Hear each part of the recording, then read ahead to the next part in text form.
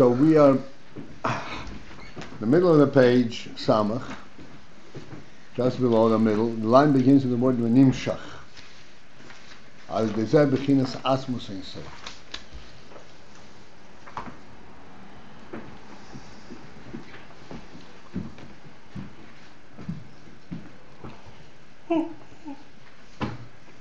As a result of the birur of the nefesh habahamis. As we explained, because the birur nefesh habahamis, that the nefesh habahamis should declare that tzorich lirtzos b'bchinas ho'atzmos.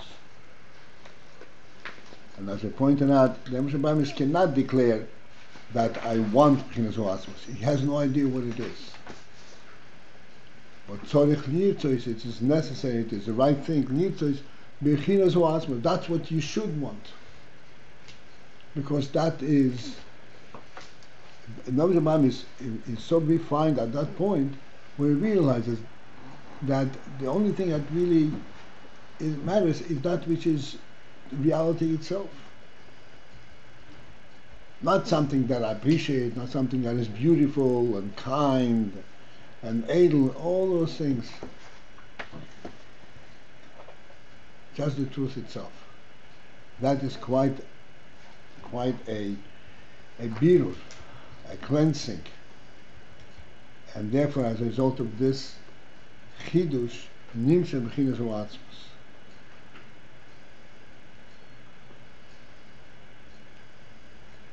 Okay, so now we'll continue with this. V'gam, k'mishikosu b'mokim acher, similar also, as is described elsewhere, b'inyan lav koidam leheim. The principle of lav, koidam leheim. Lav means the negative, that precedes the hey, don't and do. So which is higher, the do or the don't? She says love is koidem lahina. Love precedes him. He's going to explain before the hey. The hine, and the explanation is this: the hine, for behold, yesh inyonim, there are inyonim sheho'odam roitze, which a person wants, and he actually delights in them. Shalidei inyonim, which means that via utilizing these inyonim, it is possible to draw him.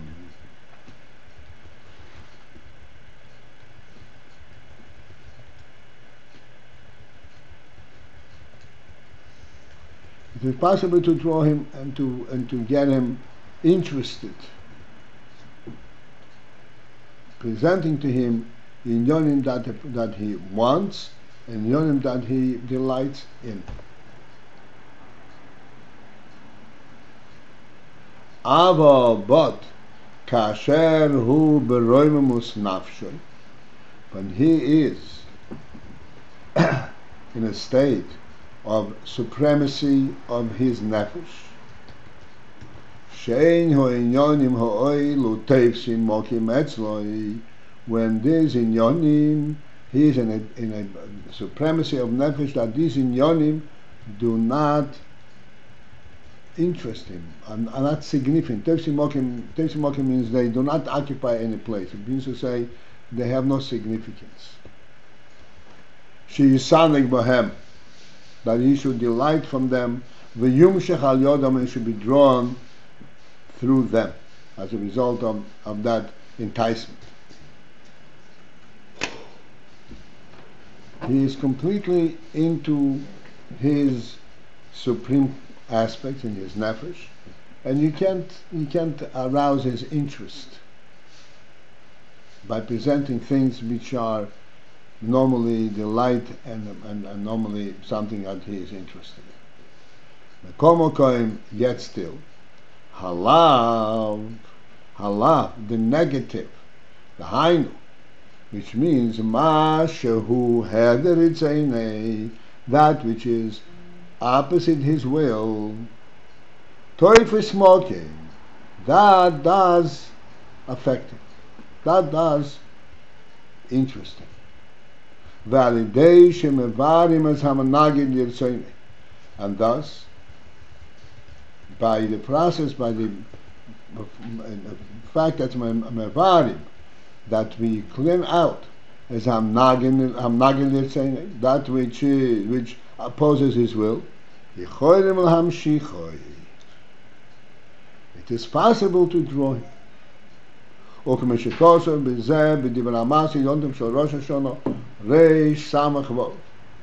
This is discussed at greater length in venimshach Reish Samach Vav.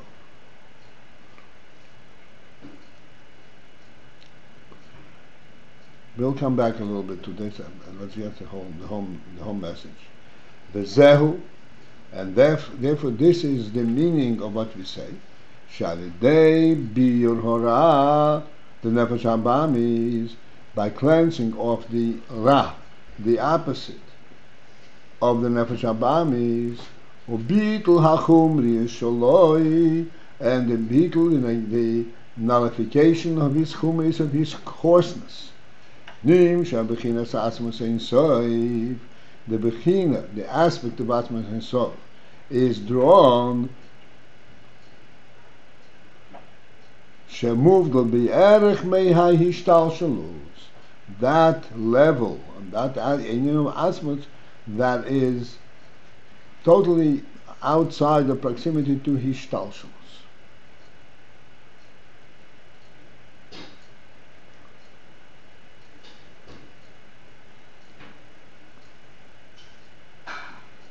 This is the pshat, lav koidem lehem, which means that yes, there are things, as in the mashal that we said, there are things that interest a person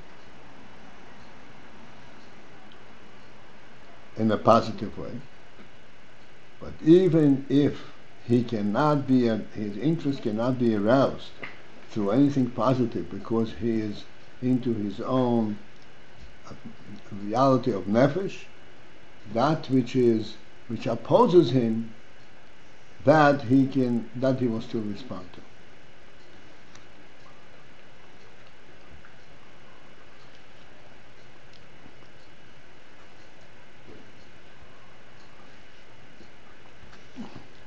Now, even though the Rebbe does not elaborate on this, but he does mention, for instance, the expression roimemus nafshoi. Roimemus nafshoi means elevation and supremacy of nefesh. In other words, this is not describing a state of arrogance.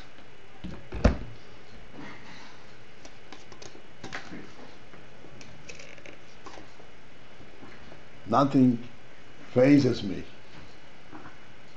because none of you are of any significance. This is arrogance.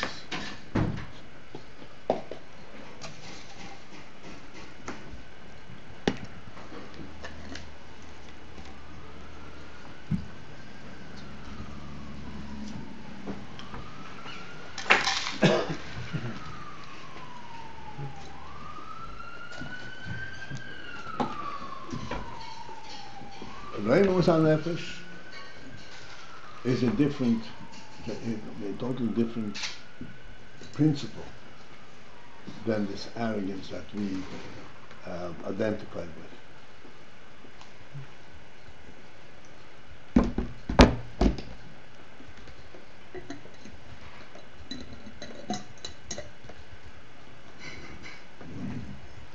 As I said, even though the Rebbe does not elaborate on this, but really to understand the message that the Rebbe is giving us, that they mevare the nefesh habamis, your mamshich bechinas ho'atzmus, and eliminating that which is contrary to the nefesh or to the rotzin ha'odom, you bring out the person.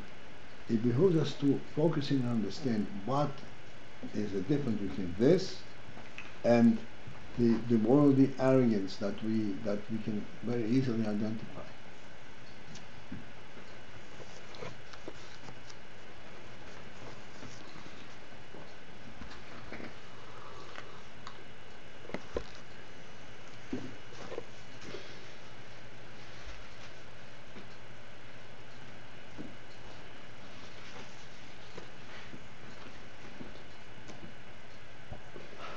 And the principle in brief, and then if needed we will elaborate more. The principle in brief is this. Arrogance, the Alte Rebbe explains in Tanya an interesting thing. He says there's a big difference between atzvus and Merirus. Merirus. What? Merirus. Merirus it's called. Atzvus and Merirus. Ours means sadness. And Merirus means bitterness. Looking at the person, it will look almost as identical. But there's a fundamental difference. In Atzvus, a person does not respond because he's not sensitive to anything. The reason it doesn't bother him because he's just blocked off. His senses are not functioning.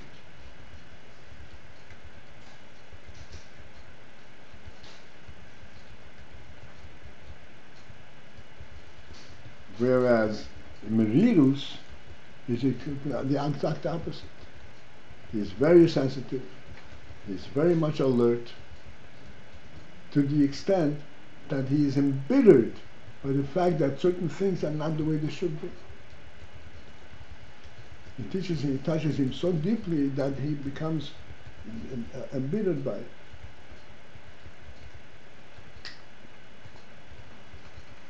And this is exactly the difference. In general, there is a fundamental difference between kedusha and klipah. The same difference as between the light and darkness, good and evil.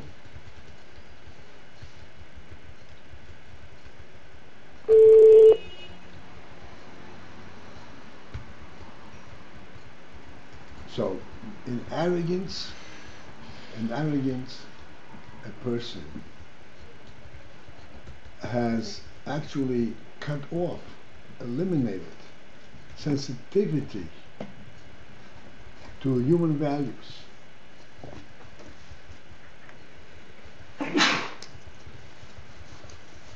And how is that done? Sensitivity of human values, where he says that he is not affected by human values. Doesn't bother him. This is arrogance. It does not represent a supremacy. It does not represent an elevation. On the contrary, it represents an insensitivity, lowliness.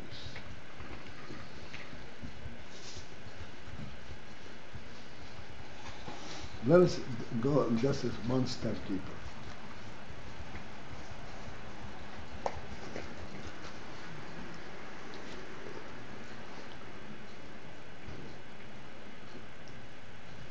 What does it mean he has this holiness, the elevation, supremacy of nefesh, and therefore you cannot reach him, you cannot get him interested in anything.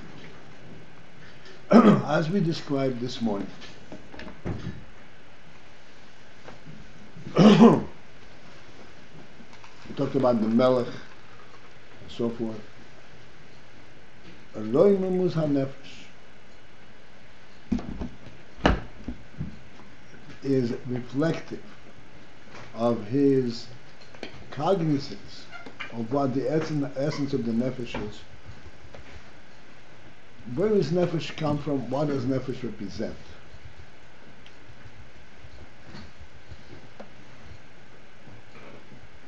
Is nefesh merely his experience in living in the world? Or nefesh represents, nefesh is really a godly spark. Life is a godly spark.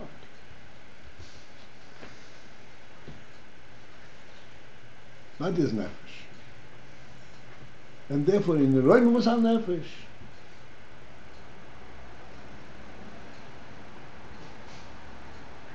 Let me just step back a moment. Nefesh is a godly spark. Except the nefesh is mislabesh in the group. And because the nefesh is mislabesh in the group, therefore he becomes aware of worldly phenomena.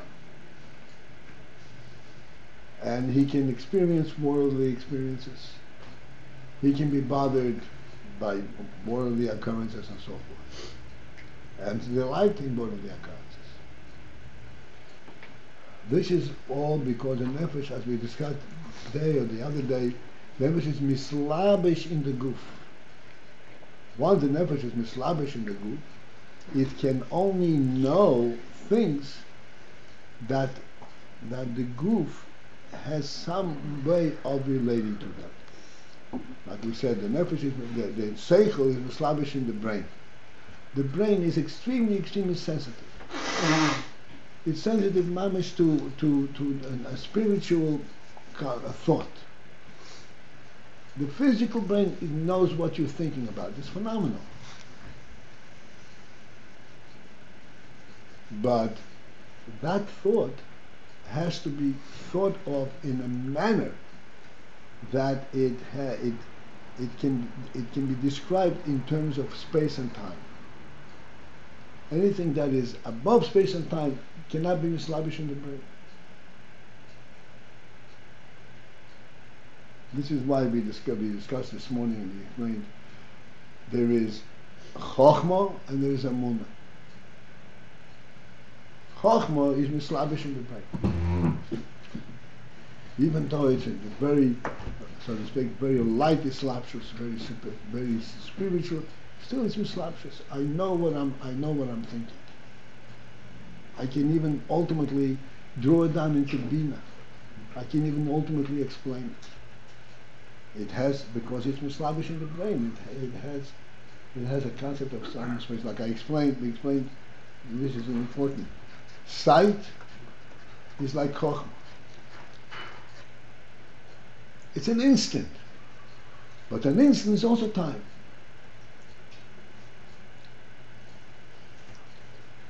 An instant is also time. And if not for that, then you would not function outside. Chokhmah is a spark, a fleeting spark of light, but if a spark of light is also time, time and space. This is why we're able to see.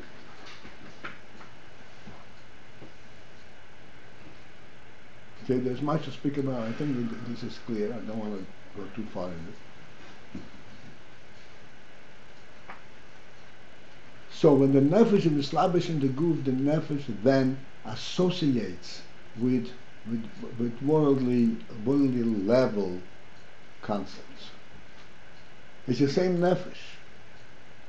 It's the same nefesh. But the nefesh element is translated on the world level. Like we give this simple example.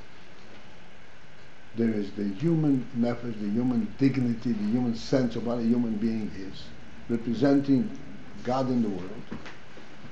How does that translate on the human level, on the worldly level?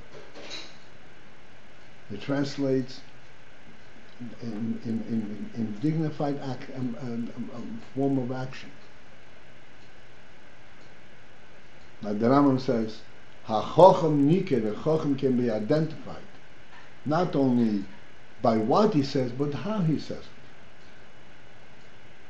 He speaks menachas, he speaks in a relative tone, and he is always understanding. And even when he walks in a respectable manner. When he eats in respectable. We spoke about this all the time. This is the nefesh element as it's mislapsus in the group in Gashmis. Otherwise, the Gemara says, "Oichel b'shuk doimel lekelev." A person eats walking the street, he's like a kelev. How is the food that he eats affected by how he eats it? Whether he eats it in the street or eats it at a table. He wants to eat. He satisfies his hunger. That's good enough for a dog. But a human being, his nefesh does not allow him to do that. This is the nefesh, his lapsus in the good.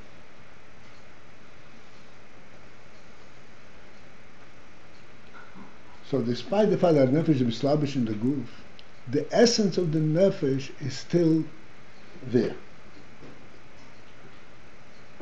And when a person rises up, so to speak, what's called the venimshach nefesh, he rises up into the essence of the nefesh. And the nefesh, as a nefesh, is venimshach, supreme and above world, above the Gashmic experience.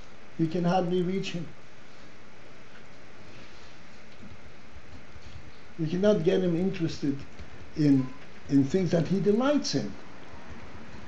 He is in a different category, he's in a different world, in a different reality. He's not in the reality of experience, of delight and wanting. He's in the truth of the nefesh itself. Like we said, Chochmah is b'hislapshus. Emunah is not b'hislapshus. When a person is like contemplating in his emunah, he can't reach him. He's not reachable through a worldly experience. He's not thinking on the worldly level. He's not thinking in terms of something that's describable in Zman Amok, in time and space. He's in a godly world.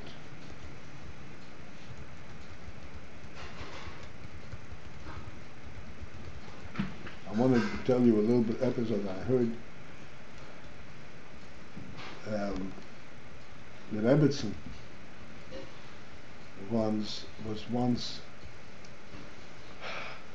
She had a lift on her steps. You know, one of those moving chairs on a rail that go up the steps. And she was sitting on that thing, and it stopped in the middle. So she was stuck in the middle between two floors. So she called Harvestam, who was taking care of the house. So he were trying to get into the house. He said the doors were locked. So she said, I'm climbing to the window. But the only window that's open is in some place in the back of the house, and the Rebbe is sitting right in front of the window, looking out. So he tells him, how can I go there? The Rebbe is sitting right in front of the window. So he says, you go straight through, he won't see you. You go straight through, he won't see you. Makaha. He climbed in. There was not any disturbance in the Rebbe.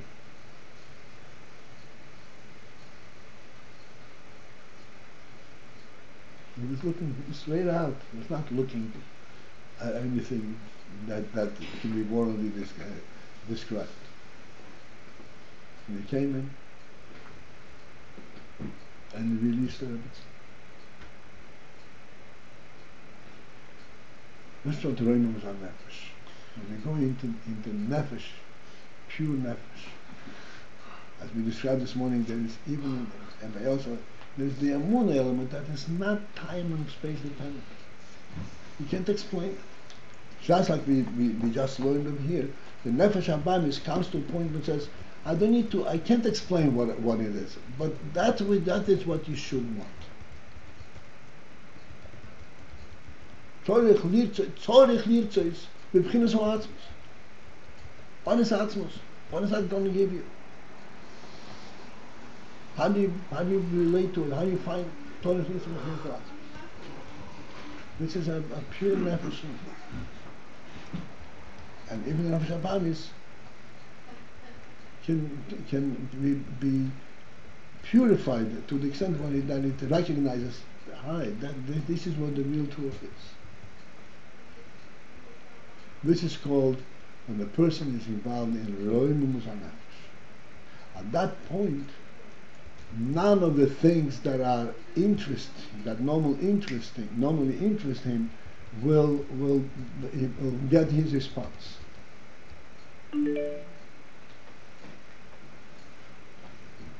And yet, there's something that will get his response. That is, if you eliminate that which negates him, that which is opposite his will, that will get his response. Because that goes deeper than the positive things that he does want.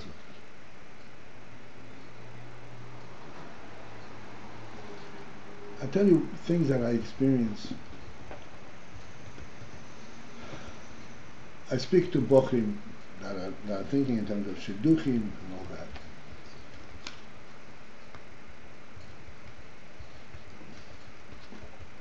And trying to get them to realize what the shidduch is about.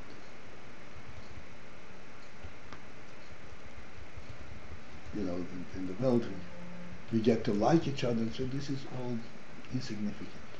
You have to appreciate what the reality of it is. What is it about?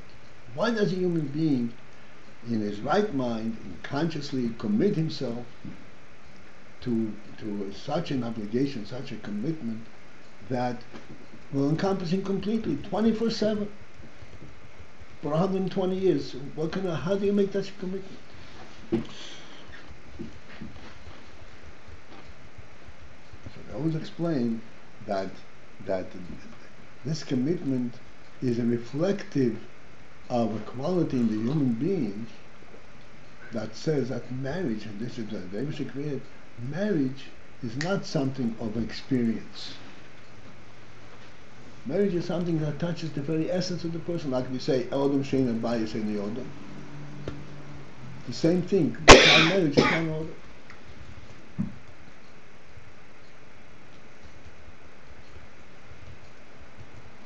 So it's very difficult to get a bocher to understand what I'm talking about. So I said to him, I want you to think, I had many instances of this, I want you to think of the following. I want you to project the possibility that you will never get married. You're talking about a bocher 25, 26, even 30 years old. He still doesn't know what he is.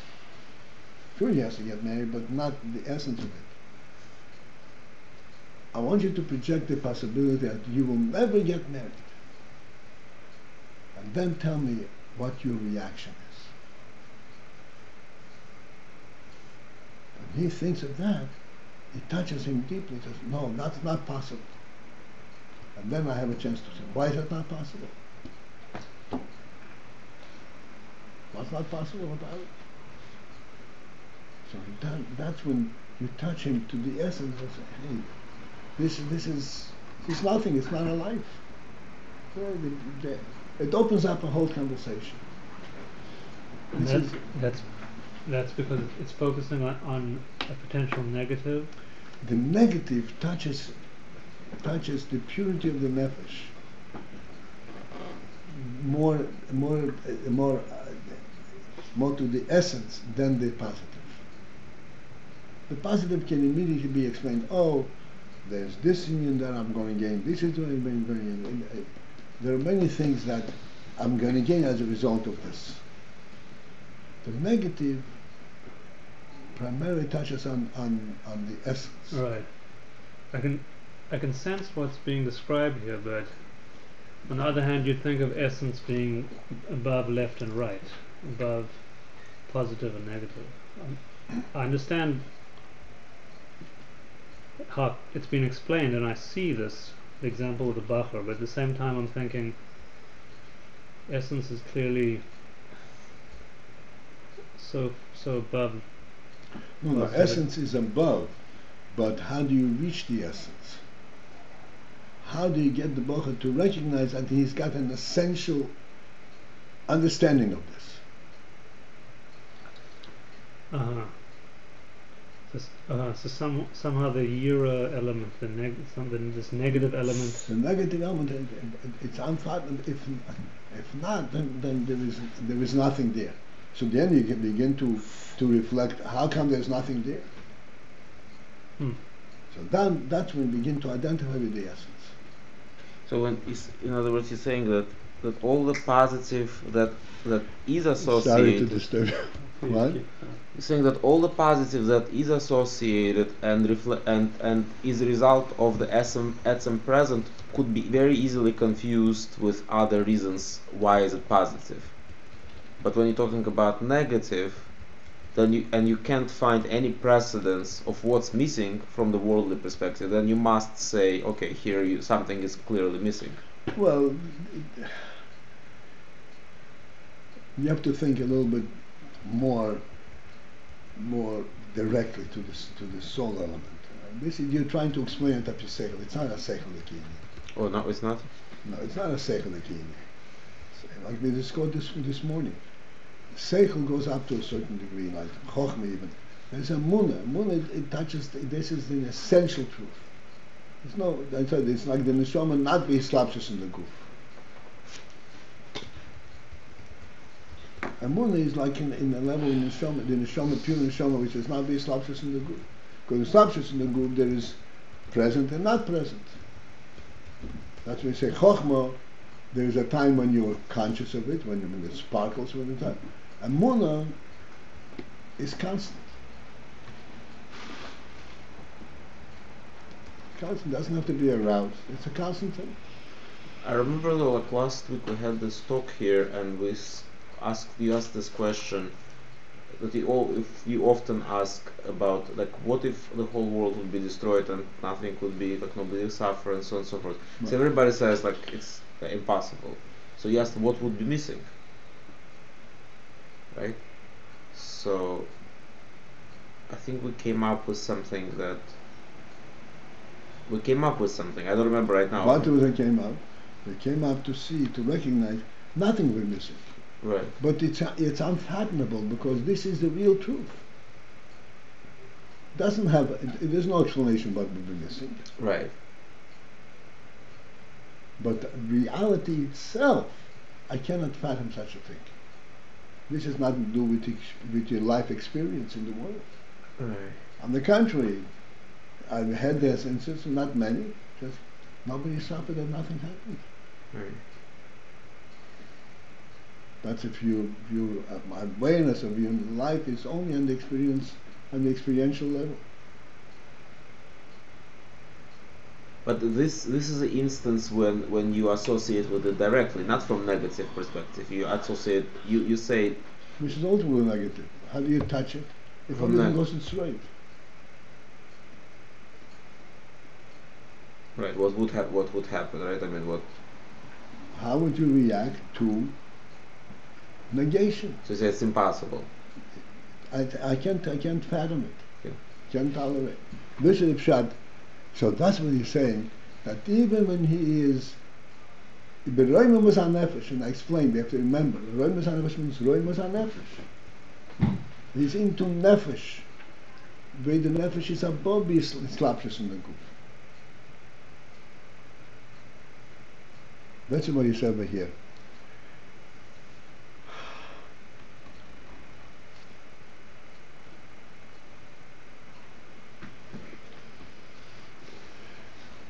By the result of bir horad the nefesh habamis, ubitla chumin yisrael, by negating and eliminating and cleaning him up, the chumin is the coarseness of the nefesh. Nimshach, okay, you see what I'm reading? I just want to go back to this word. Nimshach bechinas asmos ein sof is drawn the aspect of asmos ein sof. Shemuvdul be'erech mehishtalshus. That Asmos in Soy which is completely beyond Hishtal. What's Hishtalshus? Hishtalshus is that which can be identified on a worldly level. Hishtalshus means essentially the chaining of worlds, cause and effect, are higher and lower. So it has a worldly parameters. So this is Muvdul be'erech mehishtalshus. This is what the nefesh, but in Marad nefesh abam is, you are automatically relating to Atzmos and your mamshech Atzmos. Why is it what we explain here when we're saying we just brought this two examples, what you ask Bocharim and what we ask here in class about the world, that has to do with us not being able otherwise to associate with essential truth. But here we're talking from above perspective. That's a response. You have the mamshech, the inyan from dira b'tachtein. How do you prepare dira b'tachtein? Dira b'tachtein means that you have to prepare the dira and then bring Atzmos down. How do you bring the Atzmos down? By this dira. This is like you said, the marshal of the supremacy. The nefesh abamis, is all the chumis and nefesh abamis. But the nefesh abamis begins to realize that worldly presence is nothing. That's a complete anomaly for the nefesh abamis. This arouses the Nyam Atzmos. But isn't it that this nefesh abamis, what we were saying before, that nefesh abamis should come to such a point when she says sorich lirtzeis to be finis Atzmos? Isn't it what Atzmos was waiting for, so to say, quote unquote? That's what he created the whole world for? That he was waiting until this darkness gonna produce, until the light gonna surface through the darkness. What's the point? Point is, where is it negation of the negative, negation of what was bothering him, so to say? Bothering whom? Quote unquote Atzmos. It's saying when you alleviate the negativity, that's what elicits it. No, don't go there. The nefesh habamis, bir of nefesh habamis, just like the story with the tzipor medaberes, or the inyan from have a lav kedem lehein. The same thing in Shabbat is when you eliminate the love, the negative, that touches the Atzmos. Can you trace what is this elimination of the negative? An example of a tzipor medaberes. What is it? What we explained? That tzipor medaberes is an actual thing. We cannot make sense of it. Right. And why is it medaberes? Because there is a truth beyond understanding. The similar in this negation with the nefesh abamis does away with its chumris. That's also because it recognizes a truth beyond understanding. We cannot possibly explain how he can give this up. What is he looking for? Etzem. Tzorich needs to be finished with etzem. What does it mean?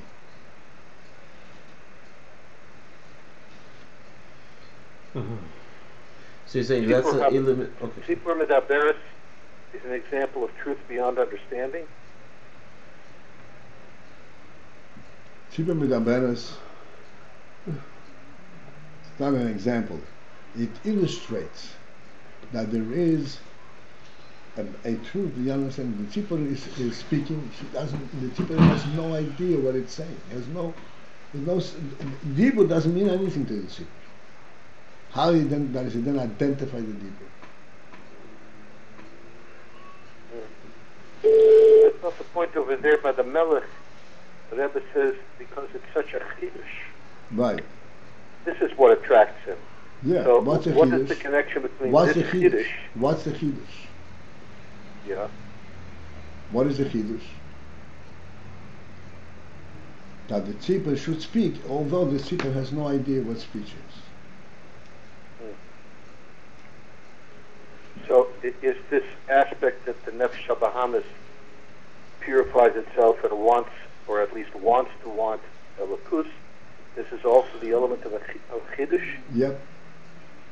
Because it doesn't make any sense that it should That's that right. should happen. Exactly. It doesn't make any sense. Exactly right. He wants it because he identifies with the truth, not because he has a personal understanding of what it is. So what are we saying that is the quality that attracts the attention of Atzmas or the Melech? This phenomenon of... Okay, now, so we explained over these days that the phenomenon of Chiddush... The phenomenon of what? Chiddush. Chiddush. The phenomenon of Chiddush is due to the presence of a truth that's beyond word, beyond explanation, beyond Seder Rishon. This is how the whole phenomenon of Chiddush is possible. We're saying the Rebbe created the world, Yesh Mei Ayin. This koyach to create the world, Yesh Mei Ayin, does not lend itself to be understood from a worldly perspective. It's also a Chiddush. It's also called a Chiddush. And that Chiddush is rooted in the koyach ha'atzmos.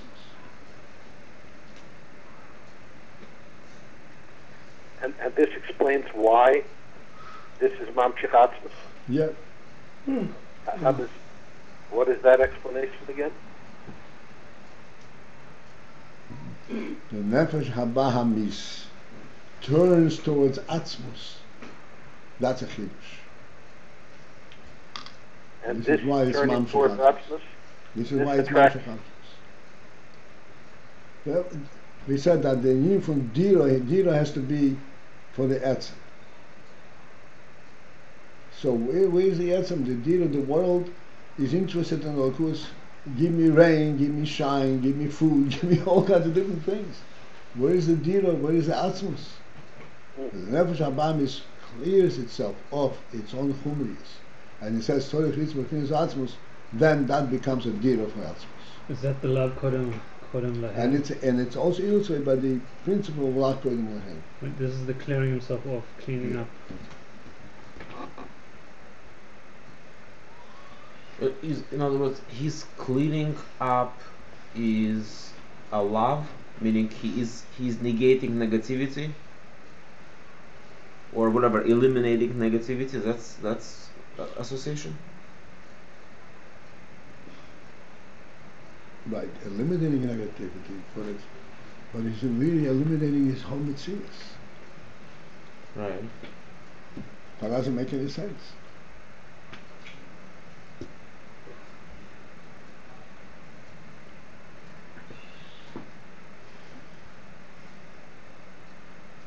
He makes a statement. I cannot make sense of it, but this is what I want. But I have a hard time following. Where is it correlated to saying that with positive you can't reach him? When a person is in the royalness of his nefesh, with positive, you learn, you daven, you enhance and all things. That will not reach Atzmos. Will not reach Atzmos. But when you would eliminate the negativity, the chumriyus, the force of the nefesh habamis, so that the nefesh habamis, that, let me put this. But the nefesh, when you eliminate the chumriyus of the nefesh habamis, the nefesh habamis then, by definition, is turning towards Atzmos, because the nefesh habamis cannot appreciate edelkeit. oh. Why is he eliminated chumriyus? So all the learning and davening of Nefesh Habamis is not really for real. I mean, it's not really on the reaches benchmark of the Atzmos, Right. in terms of learning and davening. It's not. No, he doesn't really experience that value. Never so like yes, that's about Okay, it. Nefesh Habamis doesn't have a capacity to do that. It's It just doesn't not. have these qualities, exactly. Uh-huh. It's just that Torah Yirtzit b'chinas ha'atzmus. Okay, so this example, when we say that the person, when he's in the royalness of his nefesh, he cannot be reached by providing things that otherwise would comfort him, quote unquote, in this example would mean that you just can't be good enough for him to provide stuff that he would appreciate positive in a positive arena, which is good enough for him. It's not a question of good enough. Goodness does not reach him.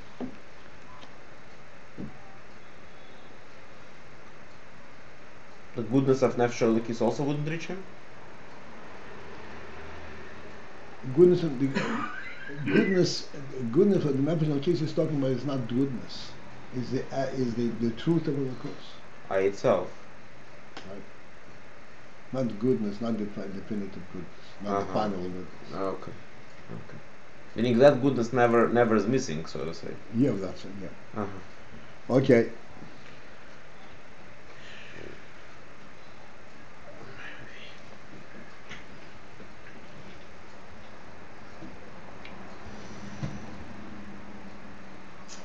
Okay, just one more line. Now see how I. Ukemaimer,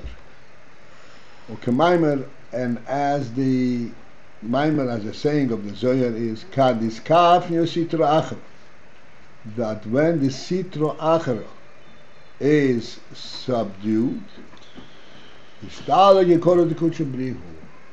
then the Yikora, the glory and the cover of the Kuchabrihu of God is histalic, is promoted, goes out everywhere, opens up, comes everywhere.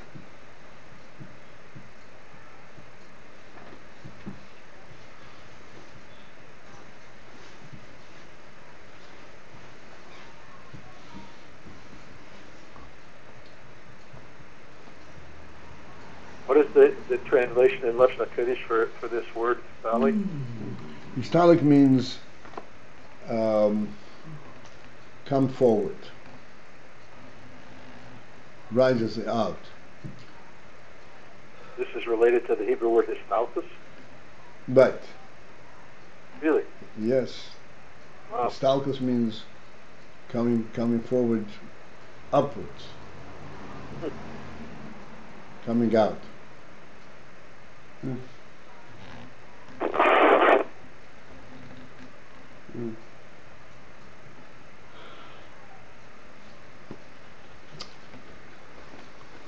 All right.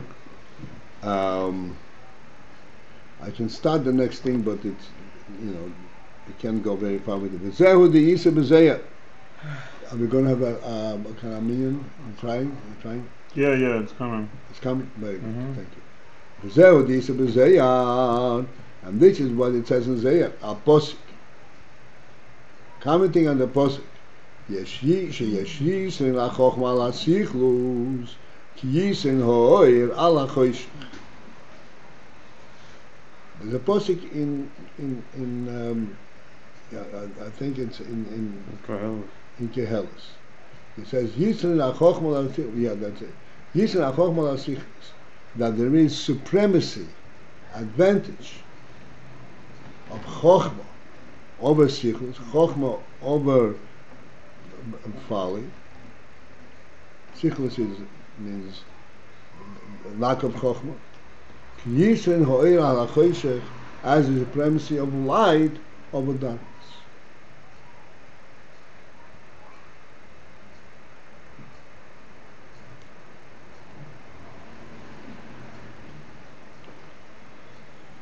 So it says in the Zohar, the Asyot Te'elto Le'nehoira Megechashech, that there is a Te'elis, a benefit coming to Nehoira, to light, Migoy Hashoicha, from darkness itself.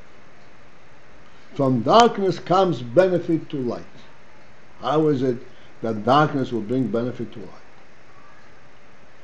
And that is, it means it's alluding to a completely different, to a very broad statement.